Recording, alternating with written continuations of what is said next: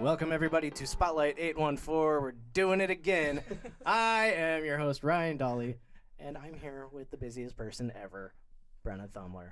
Hello. The enthusiasm's really gone down now. I know. We did this already, and I was the only one being recorded, and I was like, that's going to be a terrible podcast. So it would just be me talking to a bunch of people in another room. So That'd be the worst thing I've ever heard. Yeah. Oh, wow. I agree. Whoa.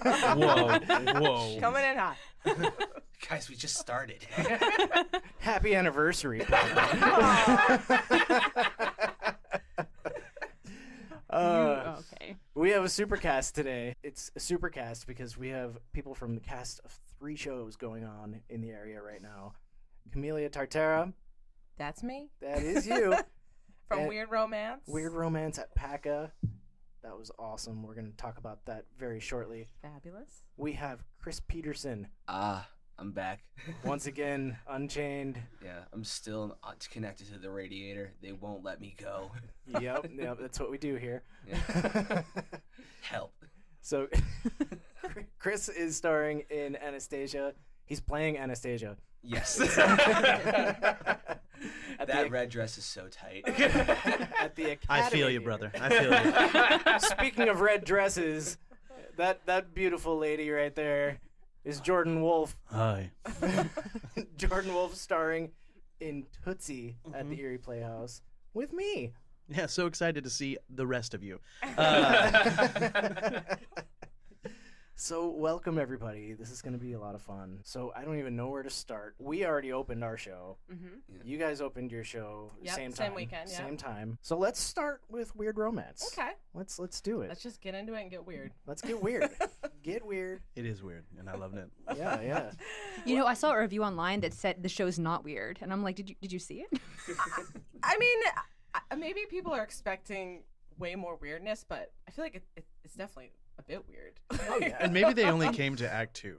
Act 1 and Act 2 are 2 completely different stories. Act 1, you have this company called GTX who takes a homeless bag lady and transports her soul into this beautiful blonde android woman, and the things that kind of transpire after that, and, you know, falling in love, and of course a weird romance, you know, not to give too much of it away. And then Act 2 is a completely different, simple, really kind of beautiful story that always kind of gets me. I play Carol Drayton, who's the wife of Dr. Kevin Drayton, and she's very frustrated. She's sexually frustrated and just all around with her husband who isn't there. He's working in the lab doing holographic imaging, and one night an image appears, and what transpires after that, I won't give away too much for those who Can't give it haven't seen it. Let's just say Brendan has a knack for disappointing women named Carol. Right.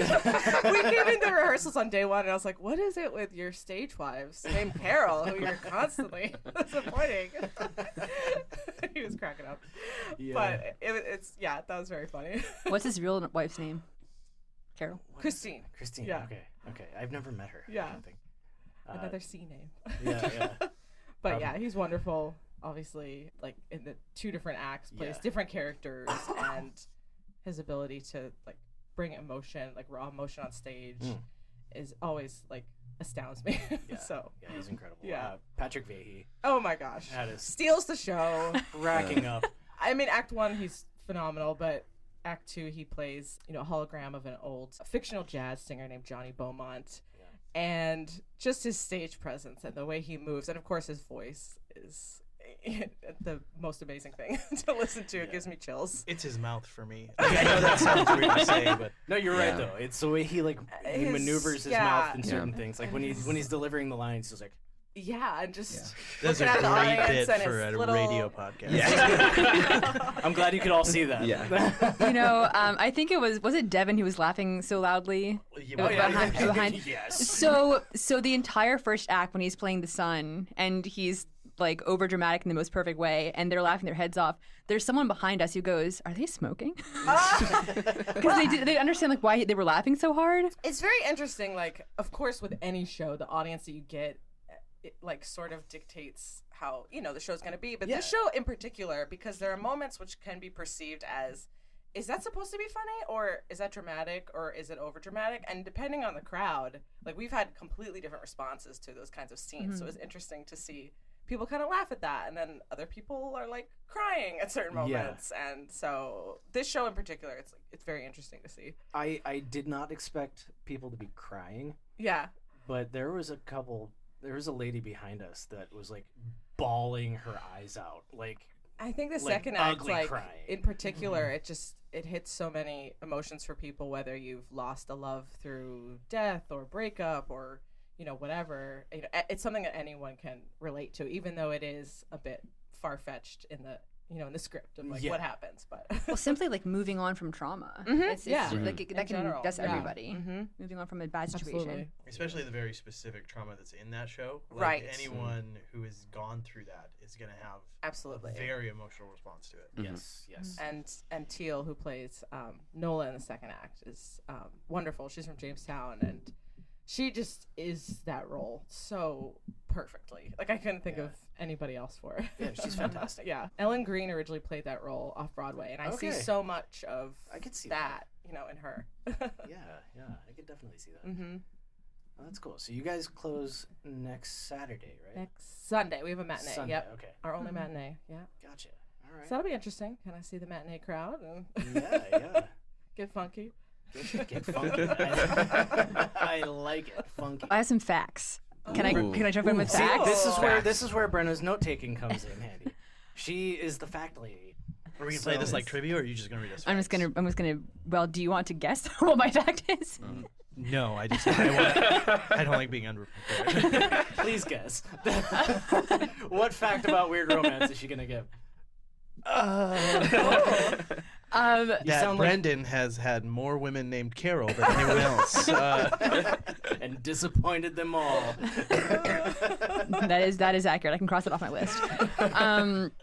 So I'll say that both stories were actually based on other works. They weren't originals. So The Girl Who Was Plugged In was based on a Hugo Award-winning story by James Tiptree Jr., real name Alice B. Sheldon. So it was like an alias. Tiptree. Okay. I like it. Because this show is from 1992. Yes. So the stories themselves are really old.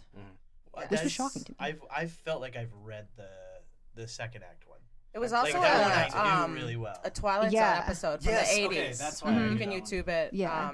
Called The Pilgrim Soul. And a lot of the lines are like verbatim. It's interesting. From the Twilight Zone episode? Yeah, Oh, which okay. took it from the story The Pilgrim Soul. Yeah. Bennett or... Oh, yeah. yeah. Brennert. Close. Yeah, and the show title is the William Butler Yeats poem. Yes. Yeah. Yeah. Those are my facts. I like It's it. by No more Brenna. than me. We'll be back. Oh man. Okay. So if you guys have not had a chance to see Weird Romance, go see it. I didn't know what to expect.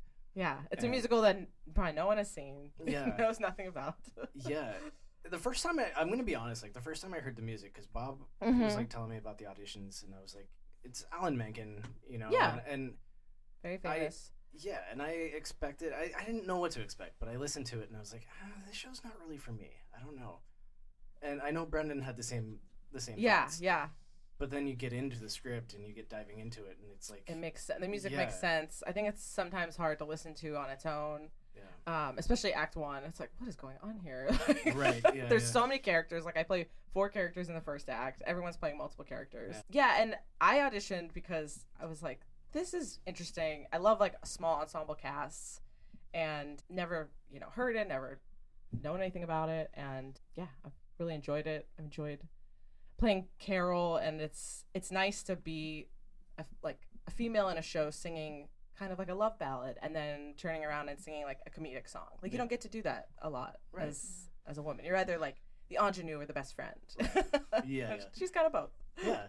Are you originally from Erie? Yes, originally from Erie. Have you been doing theater like your whole life? Yeah, I started, at the Erie Playhouse Youth Theater, doing classes and shows, and then did, some main stage shows, and then went to SUNY Fredonia for musical theater. And then after that, I was in New York for like 9 years, and then Atlanta for like 4 or 5 years, and did a lot of theater in both places, and came back in May of this past year to Erie. So Oh, cool. Yeah. Welcome back. Camellia and I go way back. Yes, we do. Like when I saw her in the rehearsal room for Beautiful, I was like, yes! I came up to you. I was like, I don't know when we met or how we met, but I know you. I know we've known each other for a very long time, but we don't know how it happened. Yes. Theater, that's how it works. But it's a great community of people, and glad to be back. And no one's actually friends. They all just barely know each other. Exactly. Right. I don't like any of you. I'm vaguely aware of everyone ever. All right. And that's a good segue because we're going to talk about Chris now. Ooh, yay. Me time. You time. Anastasia. So like we've had you on the show before. Yes. You know, we know Chris. Mm-hmm. Chris is fun. Chris likes to rap. Don't get him started right now. We might later. We might turn up later. Oh dear Lord. Oh no. We'll have to plug his March, right? March is when you're performing March at 10th. PACA. I have a PACA Live concert. Hell yeah. Yeah, so that'll be fun. Yay. And your stage name is Xeroxium? Yeah, Xeroxium. Ugh, what a too stupid name. like making copies, like a Xerox machine. You're really selling this concert right now. I really want to go. The worst thing about it's the name. It was my old Steam name back in like middle school, and it just stuck, and I just didn't bother to change it. And I started making music, and I was just like, fine, I'll just keep it. And since I've gotten like actual like responses from it, I'm just like, shit, I can't change it now. You know, that's like if I kept my first screen name on AOL ever, my stage name would be Juan Julio Chalupa. I love it. Man. So, yeah, maybe we shouldn't do that. Huh? No. It's too late, Ryan. It's too late. I'm stuck with it. All right, well, I guess I'm going to have to go on as Juan Julio Chalupa. All right, tell us about Anastasia. Absolutely. God. So Anastasia is based off of the movie from the 90s. It was the Fox's response to Disney winning animation. And they're just like, let's do a story about... It's based around the fall of the Dowager, the Romanov family. And it's based on the theory that one of their daughters, Anastasia, survived the assassination. And it surrounds this young girl named Anya who lost her memory, meets two just rascals who are trying to con their way to Paris to earn some money. And you're one of the rascals. I am one of the rascals. You're a rascal, you. I'm a street rat. And we convince this young girl, Anya, to pretend to be Anastasia and try to schmooze our way through Russia and then Paris. And shenanigans ensue. I hate schmoozers. Yeah, we're just we determined this. We talked about schmoozers in the last 2 days. Oh no. Yeah. Well, Ryan, I don't think I can hang out with Brenna.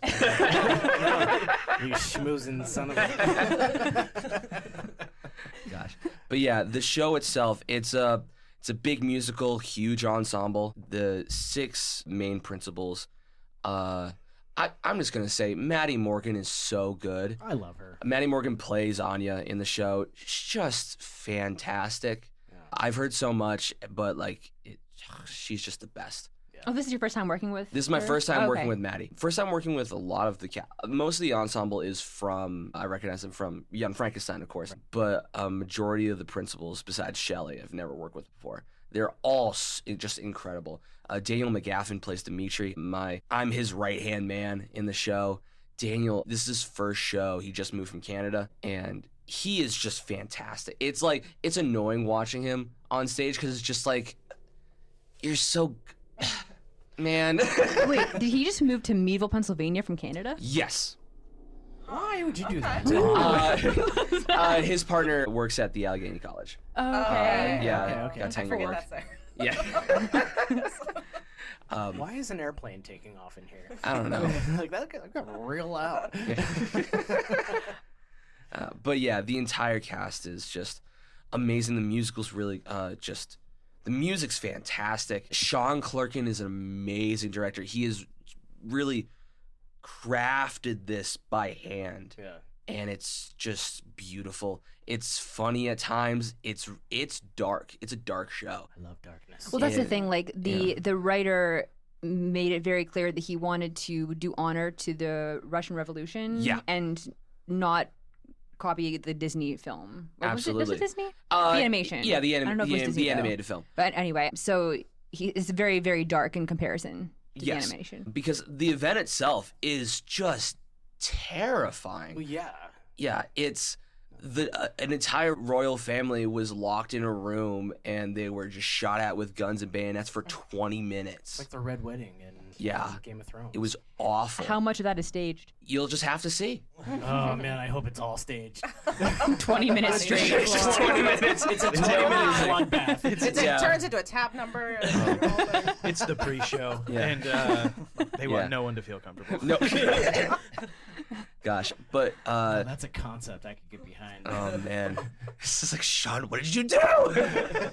You know what disappointed me so much though is that Bartok is not in this musical. Yeah, Bartok is. If you've seen the movie, Bartok and Rasputin are not in the show. There's that's like my favorite song from the movie. I know, Yeah. right? Not that I won't go see the show. It's just there's any Rasputin stuff, any Bartok stuff is not in here. I'm not exactly sure why. I think it was just separated from the movie. That being said, Gleb is an amazing villain, and Eric, who plays Gleb, is terrifying. It's really he does a fantastic job in picking up where the movie and the musical separate. Okay. And his song Still in Act 1 it's such a hard song, and it's riding that line of like he's a truly conflicted character, Gleb, and Eric just kills it every night. So like no Rasputin, no Bartok, it doesn't matter. Mm-hmm. It's just so good.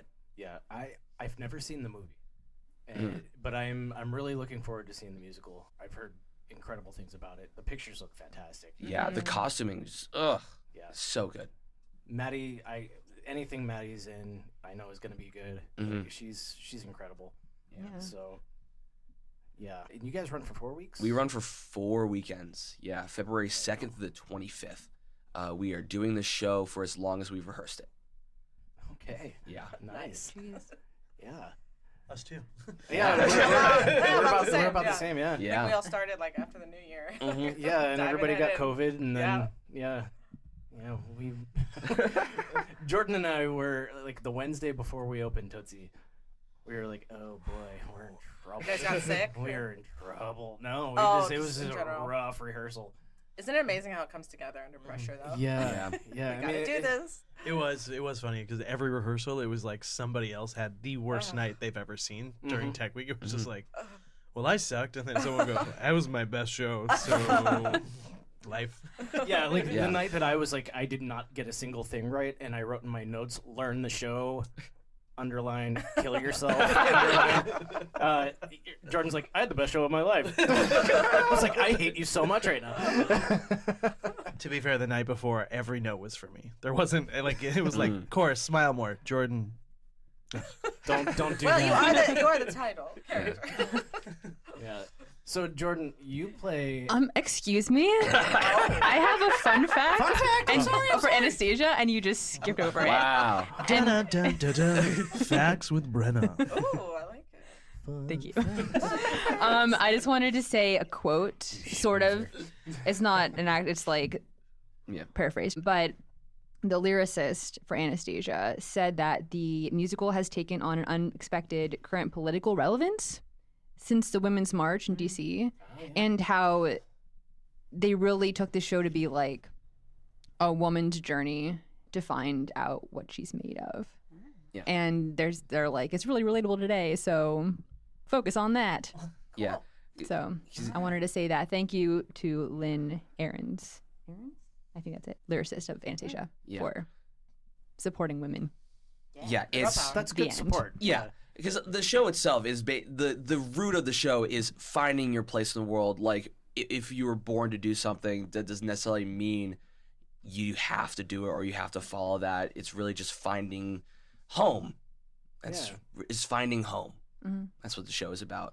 There's a musical called Finding Home. Nice. Nice. They're not the same show. No, I assume not. You don't mean Fun Home, do you? There is Fun Home also. I don't know Finding Home. Guys are so. There's like Finding Neverland. Finding It's Nemo. like Finding Nemo. Finding Nemo is also like Finding Home. I don't know. Guys, there's so much media out there. It's wild. What other things are they finding? Sanity. Sanity. No, we don't find that here. Nope. Okay, you may proceed with Tootsie now. Okay, thank you. Go forth. So Jordan is playing Michael Dorsey / Dorothy Michaels. Let's talk a little bit about that journey. Yeah. So this is my first show in Erie. I moved here in June. Not from Erie at all. I moved here to take a job at Gannon University, and Not from Canada either. No. Though a first generation American, I am Scottish, so Awesome. I am a dual citizen. So if I ever get a chance to go back in the next 20 years, I might, depending on certain events in the United States. So take me with you. The impending civil war. But in all seriousness, no, this was such a fun, difficult journey because it is such a unique role where you're not playing a woman, you're playing a man's idea of a woman, but then also that man at the same time. And so how do you make that balance of like, I'm a woman, but I am a man's idea of what a woman is and should be in their own eyes. And so it was definitely a fun line. And then my wife, who's an actor and a choreographer, I'd like come home and play ideas off her. And then I'd come into rehearsal with just a stellar group of people. They are so fun to play off of, except for Ryan. I'm the worst. But no, it has been fun just because we would go into rehearsal and instead of just reading, everybody was trying things. Everybody was throwing out different ways to say lines. They were playing off of each other, and it's only built throughout the show, which is like what I love the most thing about theater. I actually love rehearsal more than shows. Not that I don't enjoy people clapping for me, but creation is always so cool. And then the hilarity of this show, like Michael Dorsey, that sort of man dressing as woman, which was like the main trope in the 80s and 90s, right? Which is what it's based off of, is probably, in my opinion, the least funny person in the show. Oh yeah. And not that he's not funny, but like Melina Walters as Sandy kills it. She's so funny. Every night. Your opening of Act 2, and then Nathan. just Just Nate's Nate. chest. Just Nate. I keep seeing these pictures like on Nate's Facebook, and I'm chest. like, what is going on with this show? And for all of you more sensual listeners, everyone in the cast does get almost naked in the show, so Ooh. Yahtzee. I took my shirt off for the first time last night. Ow. Second biggest applause. But yeah, as it follows this guy who can't get work as a man and finally finds work by dressing up as a woman because he's at his wit's end. Well, he can't find work as a man because nobody wants to work with him. 'Cause Yeah, he's 100% a narcissist. He's the worst. The worst. But it's just so cool to see the journey he gets to go on, and the ending is very fitting for what he is and what he deserves, in my opinion. Yeah. And Julie, his love interest, Natalia, who plays her, is just so subtle and soft with what she does, which is such a nice, which is such a wonderful counterbalance to the rest of the ridiculous cast that exists Yeah. inside of that show. So it's been a blast so far. And I get the privilege of playing your best friend, Jeff, and we have some moments, man. We have some moments. Is that the Bill Murray character in the film? Yeah. We have a good time on stage. It's definitely a good time. There is a moment where we literally changed me from woman to man, and then back from man to woman. It's exhausting. On stage. All on stage. In about 30 seconds each, Mhm. unless we need more time, and then I will ad-lib. We ad-lib a little bit, and the ad-libs get a little ridiculous. So, yeah, Brenna has seen the show. I have. It was phenomenal. And she did the review, so Mhm. you can go ahead and tell us, a little bit what you thought. And Yeah. Well, it's like feeding off of that, the fact that both you and Natalia are sort of the grounding characters of the show, like keeping that chaos in and pointing out the fact that everything that's happening is so ridiculous, Right. and that your character Jordan is just awful. Like the worst. He has some redeeming moments. Oh yeah, for sure. And well, honestly, like you as Dorothy Michaels is so endearing. Yeah. When you're the woman, it's so interesting to think about like what would happen if a man actually did act as a man within a woman's guise, like speak her mind like that. Would people listen?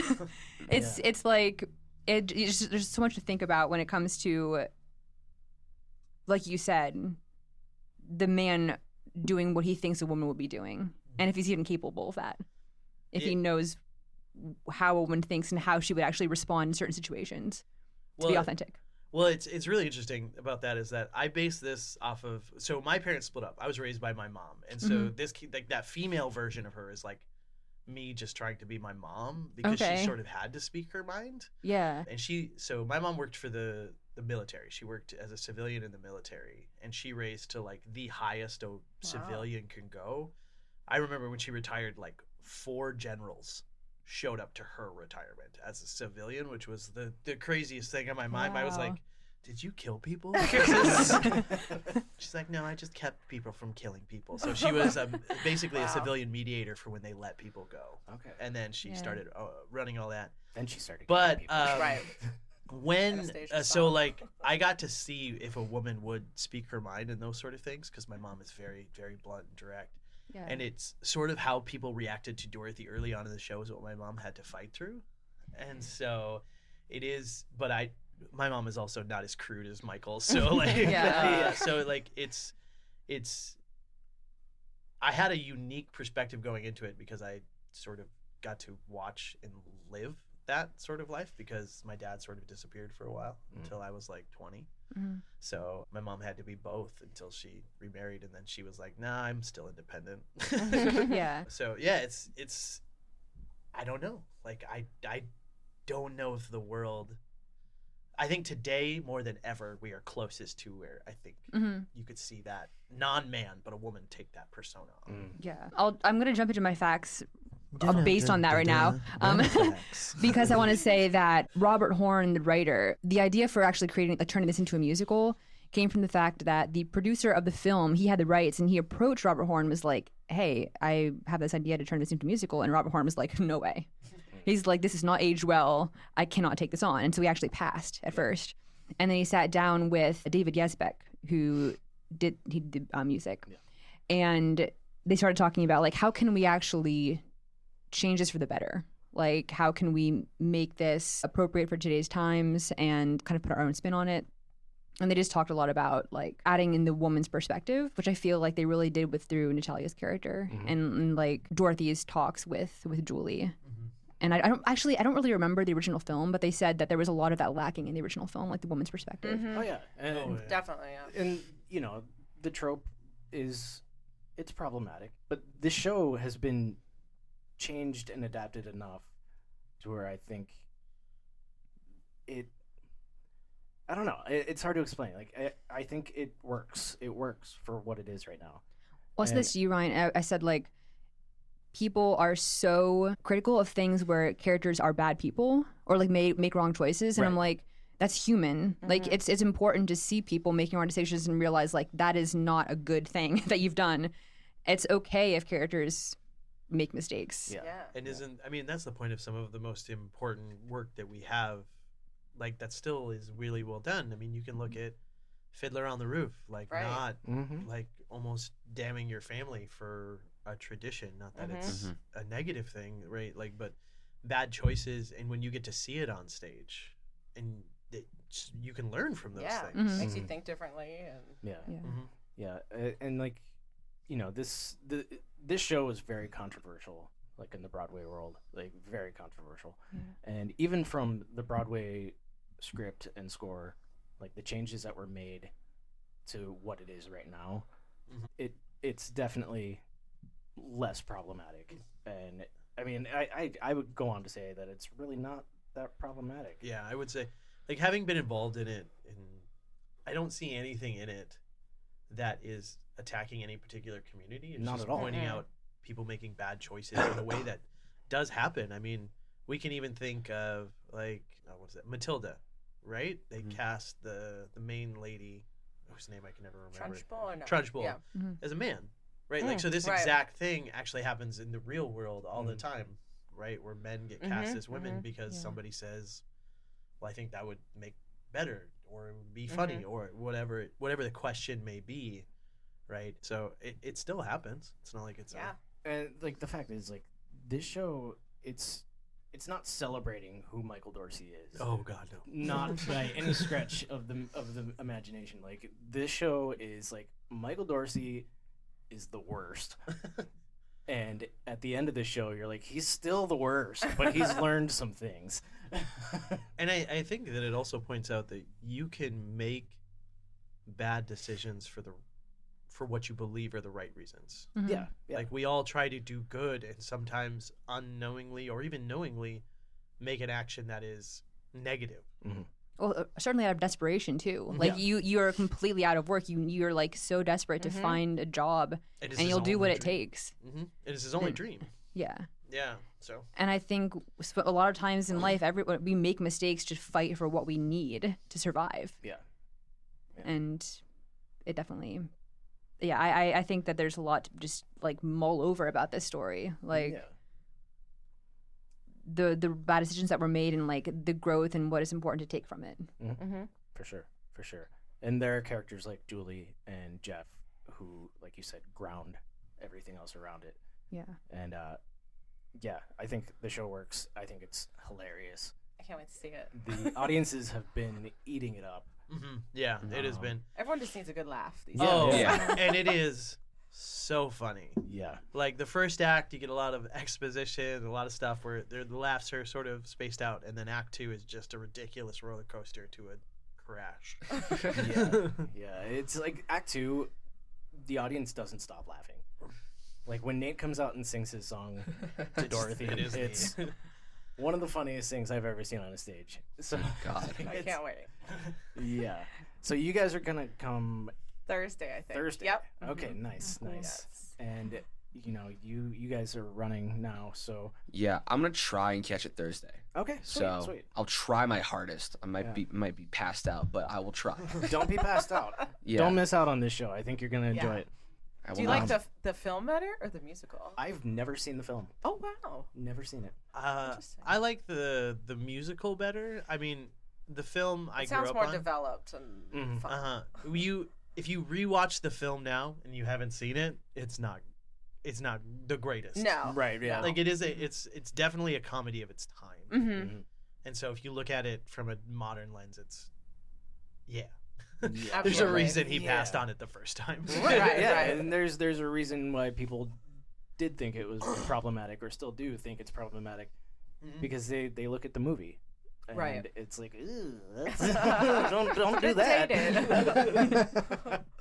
But I think the creators put a lot of thought into the changes that were made. Well, it's important. Like, not that they necessarily would get it right, but they definitely thought about that. Yes. And they definitely thought, like, we need to make changes in order to make this safe to put on. Absolutely. So, yeah, we have 3 great shows going on in the area right now. Yeah. And I feel like you need to see them all. We're going to take a really quick Warner Books coffee break, and we will be right back.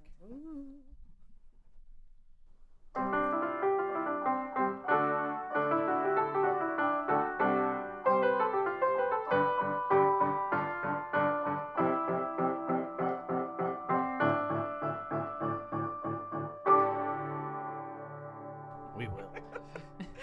Welcome back, everybody, from the Warner Books coffee break. We are going to have some interesting noises coming through from the studio next door. So be prepared. Unauthorized. For that. Unauthorized. Bongo drums. drums and like Guitar. You can't see it, but I'm actually dancing and enjoying it quite a bit. Jordan is getting down. Yeah. Right now. It's honestly impressive. Yeah. What you drinking today, Brenna? What I drink every time. What's The that? Reader's Roast. Black. What does that say about me, Jordan? What does black That coffee you are say? the correct coffee drinker. Coffee, black, Boom. intelligent, know what you want, and do not enjoy the frills of life. So accurate. Yeah, that's about it. Well, I am the complete opposite of that. I am drinking what is it? What do they call it? A morning Breakfast a breakfast latte. Breakfast. breakfast white mocha. Oh, Yeah. fancy. You don't want to know what that means. What does it mean? It means you can't face hard challenges and that you don't like the bluntness of life coming at you, so you try to sweeten it up. I do hate life. That's a very accurate statement. I'm blunt. going to be honest with you. I looked over at you and I didn't see the coffee cup at first, and I was like, it's called a Red Bull. Yeah, I'm done with my coffee now. Oh, I'm on the Red Bull. Double fisting. Yeah, I'm on the Red Bull phase now of my day. Taurine. So, as I press play here on my little phone device, we're going to go live for our What's on 814. Ooh. So, in 3, 2, 1, What's on 814? Hey, everyone. Hey. The Supercast. Super duper. Supercast. Like Power Rangers. It's a very Supercast. So, Brenna, what's on 814? All right, we're starting with Meadville, Pennsylvania here at the Academy. Anastasia is running February 2nd, which opened last night, through the 25th. That has our Chris Pedersen in it. And at MCT, Amare, a cabaret night, is February 16th through the 18th. That is Meadville. All right, on to Erie. At All in Act, this is alphabetical, as you can see. The murder of Roger Ackroyd. Not to be got confused it. with Dan Aykroyd. Stop with that joke. February 9th through the 25th. Drama Shop, the Originals Festival, is coming up. That's going to be, well, the festival's not until April 12th through 28th. But auditions are coming up. Yeah, so the slate is going to be announced February 5th, which will be Hades and the One-Year Winter, but also locally written shows. So auditions for that will be February 11th and 12th. So it's really cool to be in shows that were like written by local creators. So definitely something to consider. Footlights is doing Alice Through the Looking Glass, March 15th through 24th. PACA, Weird Romance. Swing over to Camellia here. That's running now through February 11th. Yep. And then Tootsie. Hey, Jordan Ryan, also running through February 11th. At the Playhouse, Erie Playhouse. And Station Dinner Theater is doing It's the Real McCoy, an all-new Irish comedy, March 9th through the 20... What did I write here? 4th? I think it's 4th. I can't tell if it's 9th or 4th. It could be the 9th because we have 29th.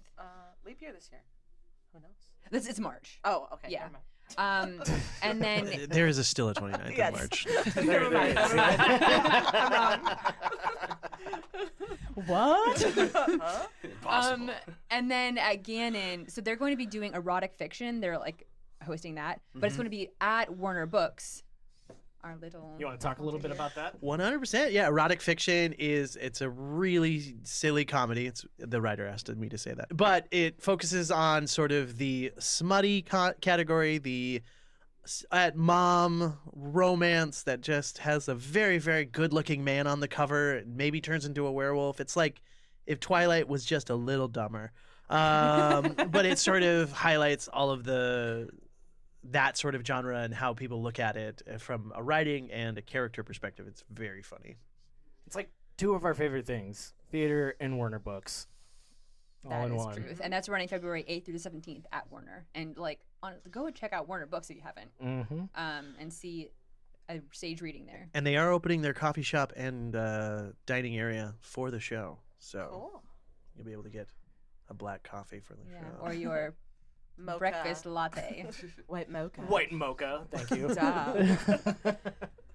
And then at Barrow Civic, the play that goes wrong is February 23rd through March 3rd. And I have an additional thing to add. So Hatch Hollow. I don't think we've really talked about Hatch Hollow that much. No. That is an art gallery, co-working art supply store in Meadville. On March 23rd, they're doing something called an Evening of Crankies. And if you guys aren't familiar with a cranky, it's like, I'll give a visual for our live listeners.